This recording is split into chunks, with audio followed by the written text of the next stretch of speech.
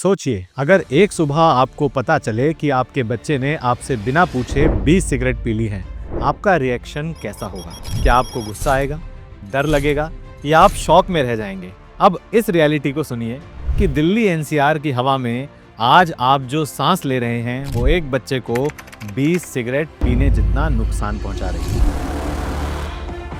Gurgaon Delhi NCR में air pollution इतने level तक बढ़ गया है कि हर दूसरा तीसरा बच्चा सांस की दिक्कत के साथ निमोनिया के साथ हमारे पास आ रहा है। ये कोई दिल दहलाने वाला फैक्ट नहीं बल्कि एक सच्चाई है। ये हमारी आंखों के सामने रोज होने वाली एक स्लो डेथ है। तुम्हें क्लीन हवा भूल जानी पड़ेगी, दिल्ली एनसीआर में आकर तो देख। हाँ मत जाना। अस्थमा ब्रोंकाइटिस से फिर ना बचोगे। नमस्कार दोस्तों, मैं हूं सुमांशु गौर। अगर आप अपने आप से और अपने परिवार से सच में प्यार करते हैं तो इस वीडियो को अंत तक देखना आपके लिए बेहद जरूरी है, क्योंकि आज इस वीडियो में हम प्रॉब्लम को बढ़ाने वाली नहीं बल्कि प्रॉब्लम के सॉल्यूशन पर सीधी बात करेंगे और दिल्ली पॉल्यूशन से जुड़े कुछ मिथ्स को एक एक करके दूर करेंगे, बिल्कुल वैसे ही जैसे चाइना के कैपिटल बीजिंग ने सालों पहले किया था। दोस्तों, जिस बीजिंग को कभी धुंध का कैपिटल कहा जाता था, जो दिल्ली से भी कई गुना ज्यादा पॉइजनस और प्रदूषित शहर हुआ करता था, उसी बीजिंग ने सिर्फ 7 से 10 साल में अपनी हवा को पूरी तरह से क्लीन कर दिया। वहीं हमने इस पूरी प्रॉब्लम को अपने रोजमर्रा की लाइफ का हिस्सा बना लिया है। अब सवाल ये नहीं है कि हवा खराब है, सवाल ये है कि हम कर क्या रहे हैं। दिल्ली की हवा अब सिर्फ खराब नहीं है बल्कि ये हैजार्डियस और लाइफ थ्रेटनिंग बन चुकी है। सर्दियों के दिनों में एयर क्वालिटी इंडेक्स 400 से 500 के बीच रहता है और कई बार तो ये 700 से 900 तक रिकॉर्ड किया जाता है। AQI मशीनें 500 के बाद डेटा देना बंद कर देती हैं। इसका मतलब है कि जो आप देख रहे हैं वो रियलिटी से कहीं ज्यादा भयानक है। आजकल बच्चों की लगातार खांसी को नॉर्मल मान लिया गया है। युवाओं के क्रॉनिक थ्रोट इन्फेक्शन कॉमन बात हो गए हैं। बुजुर्ग लोग घर से बाहर निकलने में डर महसूस करते हैं। जॉगिंग करने वाले लोग मास्क पहनकर ही सैर के लिए निकलते हैं। और सबसे चिंता की बात यह है कि हमने इन सब को नॉर्मल मान लिया है। अब बीजिंग की स्टोरी देखिए, क्योंकि दिल्ली को बदलना है तो बीजिंग को समझना पड़ेगा। आज बीजिंग की हवा क्लीन है, लेकिन 10-12 साल पहले ये दुनिया का सबसे प्रदूषित शहर बन चुका था। उस समय विजिबिलिटी सिर्फ 20 मीटर तक ही सीमित हो गई थी। आसमान हमेशा के लिए ग्रे और धुंधला दिखाई देने लगा था। नासा की सैटेलाइट इमेज में बीजिंग में सिर्फ धुंध ही धुंध दिखता था। PM 2.5 का लेवल WHO के सेफ लेवल से 10 गुना ज्यादा था। बच्चों को बाहर निकलने पर पूरी तरह से बैन लगा दिया गया। लोग गैस मास्क पहनकर ही ऑफिस जाया करते थे। डॉक्टरों ने तो वहां हेल्थ इमरजेंसी तक घोषित कर दी थी। बीजिंग को एक नया नाम मिला था जिसे एयर पोकैलिप्स कहा जाता था, यानी हवा की ऐसी क्राइसिस जो आपकी लाइफ एक्सपेक्टेंसी तक कम कर दे। बीजिंग बिल्कुल उसी कंडीशन में था जिस कंडीशन में आज दिल्ली है, या उससे भी ज्यादा खराब। और यहीं से स्टोरी पलटती है, क्योंकि बीजिंग ने जो किया वो दिल्ली ने कभी सोचा भी नहीं। बीजिंग ने अपनी हवा को यूं ही क्लीन नहीं किया, उसकी सरकार ने वॉर लेवल सीरियसनेस दिखाई। चलिए स्टेप बाय स्टेप समझते हैं कि उन्होंने ऐसा क्या किया। सबसे पहले उन्होंने सबसे बड़े पॉल्यूशन सोर्सेस पर सर्जिकल स्ट्राइक की। उन्होंने 2000 से भी ज्यादा फैक्ट्रियों को परमानेंट बंद कर दिया। स्टील के प्लांट्स को शहर से बाहर शिफ्ट कर दिया गया।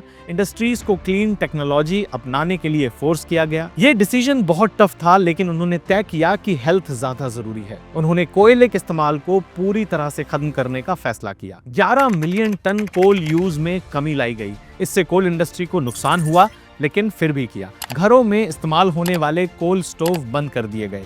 गैस हीटर लोगों को सब्सिडी पर उपलब्ध कराए गए। बड़ी फैक्ट्रियों के लिए हाई ग्रेड फिल्टर लगाना कंपलसरी कर दिया गया। इससे सर्दियों में होने वाली धुंध में आधी कमी आ गई। उन्होंने पब्लिक ट्रांसपोर्ट को एक सुपर वेपन बना दिया। मेट्रो नेटवर्क का बहुत तेजी से एक्सपेंशन किया गया। इलेक्ट्रिक बसों का दुनिया का सबसे बड़ा फ्लीट तैयार किया गया। हर सड़क पर साइकिल लेन बनाई गई। प्राइवेट कारों को डिस्करेज करने के लिए लाइसेंस प्लेट लॉटरी शुरू की गई, यानी लॉटरी जीते बिना कोई गाड़ी खरीद ही नहीं सकता था। इस तरह पॉल्यूटिंग ऑप्शन को मुश्किल बना दिया गया। उन्होंने शहर के चारों तरफ एक ग्रीन वॉल बनाई जो एक मास्टर स्ट्रोक साबित हुई। इस ग्रीन वॉल के लिए लाखों पेड़ लगाए गए। ये वॉल मंगोलिया से आने वाली धूल को शहर में आने से रोकती थी। उन्होंने पराली जलाने की प्रॉब्लम का बीजिंग स्टाइल सॉल्यूशन निकाला। किसानों को सजा देने के बजाय उन्होंने सॉल्यूशन दिए। फसल अवशेषों को खरीदने के लिए एक सिस्टम बनाया गया। मशीनों को 70 से 80% सब्सिडी पर उपलब्ध कराया गया। इससे पराली जलाना फाइनेंशियली बेकार साबित होने लगा। सिर्फ 3 साल में स्टबल बर्निंग के केस 70% कम हो गए। उन्होंने मॉनिटरिंग सिस्टम को एक वॉर रूम की तरह एक्टिवेट कर दिया। सैटेलाइट के जरिए लगातार मॉनिटरिंग की जाने लगी। हर आग के इवेंट पर 2 घंटे के अंदर एक्शन सुनिश्चित किया गया। ऑफिशियल्स की प्रमोशन एयर क्वालिटी से लिंक कर दी गई। हर सड़क की रियल टाइम पोल्यूशन मैपिंग की जाने लगी। जब सिस्टम ईमानदार हुआ तो हवा खुद ब खुद क्लीन होने लगी। अब देखिए इसका रिजल्ट क्या आया, क्योंकि ये हिस्सा दिल्ली को सबसे ज्यादा चुभने वाला है। आज बीजिंग दुनिया के सामने एक मिसाल बनकर उभरा है। PM 2.5 का लेवल 49 से घटकर लगभग 29 पर पहुंच गया है। पॉल्यूशन के लेवल में 50 से 60% तक की कमी आई है। अब वहां क्लीन ब्लू स्काई दिखाई देता है। लोग बिना मास्क के जॉगिंग और घूम सकते हैं। बच्चे अब आउटडोर खेलते हैं। कैफे पूरी तरह से ओपन हैं। हेल्थ इमरजेंसी लगभग खत्म हो चुकी है। बीजिंग ने सिर्फ एक डेकेड में अपनी हवा को वापस जीत लिया है। लेकिन सवाल उठता है कि दिल्ली फेल क्यों हुई? दोस्तों, दिल्ली के फेलियर के पीछे कई सारे मिथ्स और गलत धारणाएं हैं। पहला मिथ ये है कि सारी प्रॉब्लम सिर्फ स्टबल बर्निंग से है, लेकिन रियलिटी ये है कि दिल्ली का 70% पॉल्यूशन शहर के अंदर ही जनरेट होता है। व्हीकल, कंस्ट्रक्शन, डस्ट और वेस्ट बर्निंग यही असली विलन है। दूसरा मिथ ये है कि ऑड इवन जैसे उपाय ही सॉल्यूशन है, लेकिन रियलिटी ये है कि ये सिर्फ टेम्परेरी सॉल्यूशन है। इसका लॉन्ग टर्म साइंटिफिक इफेक्ट बहुत ही कम है। तीसरा मिथ ये है कि दिल्ली की ज्योग्राफी ही खराब है, लेकिन रियलिटी ये है कि बीजिंग की ज्योग्राफी दिल्ली से भी ज्यादा खराब थी, फिर भी उन्होंने अपनी हवा को क्लीन कर लिया। चौथा मिथ ये है कि हमारे पास सही डेटा उपलब्ध है, लेकिन रियलिटी ये है कि पॉल्यूशन के पीक डेज में AQI स्टेशन मेल फंक्शन कर जाते हैं। The DPCC, which is the Delhi Pollution Control Board, as well as the Central Pollution Control Board, display their air quality index. While the board may not be working, but when you look at the CPCB website for National Air Quality Index, on Lodi Road today, the pollution level is at 312, which is in the very poor category. लेकिन real danger ना government है ना weather, real danger है हमारा mindset. Delhi के लोग pollution को हल्के में क्यों ले रहे हैं? क्योंकि पॉल्यूशन विजिबल नहीं है और इसका पेन स्लोली आता है। हम इसके इतने यूज्ड टू हो चुके हैं कि 400 का AQI अब हमें मैनेजेबल लगता है। रोज की भीषण ट्रैफिक में फंसना अब कॉमन बात हो गई है। बच्चे इस कंडीशन में भी स्कूल जा रहे हैं। जॉगर्स मास्क हटाकर सेल्फी ले रहे हैं। जहां दूसरे देशों में सिचुएशन में लॉकडाउन लगा दिया जाता है, हमारे यहाँ मैराथन कराई जा रही है। लोग कहते हैं कि ये तो हर साल की बात है, लेकिन हार्ड ट्रूथ ये है कि दिल्ली में पैदा होने वाले बच्चे की लाइफ एक्सपेक्टेंसी 8 से 12 साल तक कम हो चुकी है। अब देखिए दिल्ली का बीजिंग वाला रोड मैप। अगर हम चाहें तो 5 साल में हवा बदल सकती है। दिल्ली के लिए एक कॉम्प्रिहेंसिव रोड मैप की जरूरत है। पहला स्टेप है ट्रांसपोर्ट सिस्टम में क्रांतिकारी बदलाव लाना होगा। मेट्रो नेटवर्क का और एक्सपेंशन करना होगा। इलेक्ट्रिक बसों की नंबर्स को बढ़ाना होगा। लास्ट माइल कनेक्टिविटी को बेहतर बनाना होगा। साइकिल ट्रैक्स का कंस्ट्रक्शन करना होगा और प्राइवेट व्हीकल्स के यूज को डिस्करेज करना ही होगा। दूसरा स्टेप है कंस्ट्रक्शन वर्क से होने वाली डस्ट पर कंट्रोल करना। कंस्ट्रक्शन साइट्स को पूरी तरह से कवर करना कंपलसरी करना चाहिए। डस्ट कंट्रोल के लिए वाटर स्प्रिंकल्स का यूज करना होगा। रूल्स ब्रेक करने पर हैवी फाइन लगाना चाहिए। थर्ड स्टेप है इंडस्ट्रीज से होने वाले एमिशन को क्लीन अप करना। पुराने और इनएफिशिएंट फर्नेसेस को बंद करना होगा। मॉडर्न और क्लीन टेक्नोलॉजी को अपनाने के लिए प्रोत्साहित करना ही होगा। फोर्थ स्टेप है वेस्ट बर्निंग की इवेंट्स पर जीरो टॉलरेंस पॉलिसी को अपनाना। लैंडफिल साइट से मीथेन गैस को कैप्चर करना होगा। वेस्ट सेग्रीगेशन का सिस्टम बनाना होगा। आग लगने के इवेंट्स और स्ट्रिक्ट मॉनिटरिंग रखनी होगी। फिफ्थ स्टेप है स्टबल बर्निंग का परमानेंट और रियल सॉल्यूशन निकालना। क्रॉप रेजिड्यू को खरीदने की एक स्ट्रॉन्ग सिस्टम पॉलिसी बनानी होगी। किसानों को मशीनें हैवी सब्सिडी पर उपलब्ध करानी होंगी। स्टबल बर्निंग को इकोनॉमिकली लॉस मेकिंग बनाना होगा। सिक्स्थ स्टेप है है मॉनिटरिंग सिस्टम को पूरी तरह से ट्रांसपेरेंट बनाना। रियल एयर क्वालिटी इंडेक्स दिखाना होगा, मॉनिटरिंग स्टेशनों को अपग्रेड करना होगा, बायस्ड रिपोर्टिंग को खत्म करना ही पड़ेगा। 7th और लास्ट स्टेप है पब्लिक की एक्टिव पार्टिसिपेशन को सुनिश्चित करना।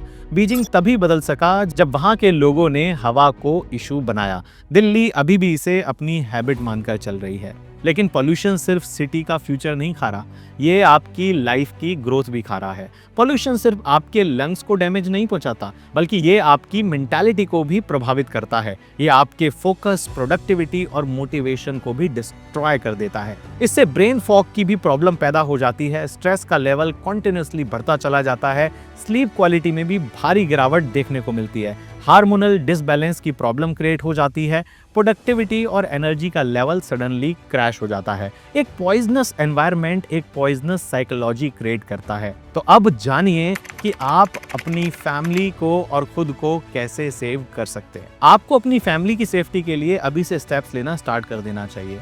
बाहर निकलते समय हमेशा N95 मास्क का यूज करें। अपने घर में एक अच्छा एयर प्यूरिफायर जरूर लगाएं या क्रॉस वेंटिलेशन का ख्याल रखें। रेगुलरली स्टीम लें और बॉडी को हाइड्रेट रखने के लिए खूब पानी पिएं। एनवायरनमेंट को प्यूरिफाई करने वाले इंडोर प्लांट्स जरूर लगाएं। घर की क्लीनिंग के दौरान डस्ट से बचने के लिए वेट मॉप का यूज करें।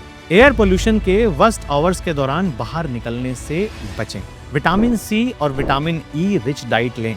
सीबकथॉर्न जैसे पावरफुल एंटीऑक्सीडेंट्स को अपनी डाइट में जरूर शामिल करें। देश और विदेश के कई आधुनिक रिसर्च संस्थानों ने इस सीबकथॉर्न को बहुत ही मूल्यवान माना है। ब्लड प्रेशर की समस्या हो, बुखार हो, ट्यूमर हो, स्टोन हो, अल्सर हो या फिर सर्दी खांसी हो, सीबकथॉर्न से बनी अनेक तरह की दवाइयां इनमें लाभ देती है। दिन में एक बार कच्ची हल्दी, काली मिर्च, सीबकथॉर्न लीव्स, दालचीनी और गुड़ से बना हुआ काढ़ा पीना स्टार्ट कर दें। सीबकथॉर्न की लीव्स में एंटीऑक्सीडेंट की मात्रा किसी भी प्लांट के मुकाबले बहुत ज्यादा होती है और ये हमारे टॉक्सिन्स को क्लीन करने का रामबाण तरीका है। आप एक टाइम सीबकथॉर्न जूस भी ले सकते हैं। सीबकथॉर्न लीव्स और सीबकथॉर्न जूस का लिंक मैंने डिस्क्रिप्शन में डाल दिया है। अब आखिरी बात, एक वार्निंग जो दिल्ली को सुननी ही चाहिए। ये समस्या हल्की नहीं है, ये कोई सीजनल वॉर नहीं है, ये कोई रिलीजन का मुद्दा नहीं है, ये कोई पॉलिटिकल स्कोरिंग नहीं है। ये हमारी जिंदगी की लड़ाई है, हमारी आने वाली जनरेशन की जिंदगी की लड़ाई है और दिल्ली तब तक नहीं बदलेगा जब तक दिल्ली वाले इसे नॉर्मल मानना बंद नहीं करेंगे। दोस्तों, इस सिचुएशन को बिल्कुल भी हल्के में मत लो, वरना फ्यूचर में सांस लेना भी लग्जरी बन जाएगी। अगर बीजिंग बदल सकता है तो दिल्ली क्यों नहीं। हवा बदलने के लिए सिर्फ इरादा चाहिए और इरादा आज ही बनाना होगा। और इस वीडियो को दिल्ली में रहने वाले अपने नियर एंड डियर वंस और दिल्ली सरकार तक जरूर पहुंचाएं, ताकि उन्हें ये असली सच और सॉल्यूशन समझ में आए और लोगों की हेल्थ बेहतर रह सके। मिलते हैं नेक्स्ट वीडियो में, तब तक स्वस्थ रहें, सुरक्षित रहें। जय हिंद।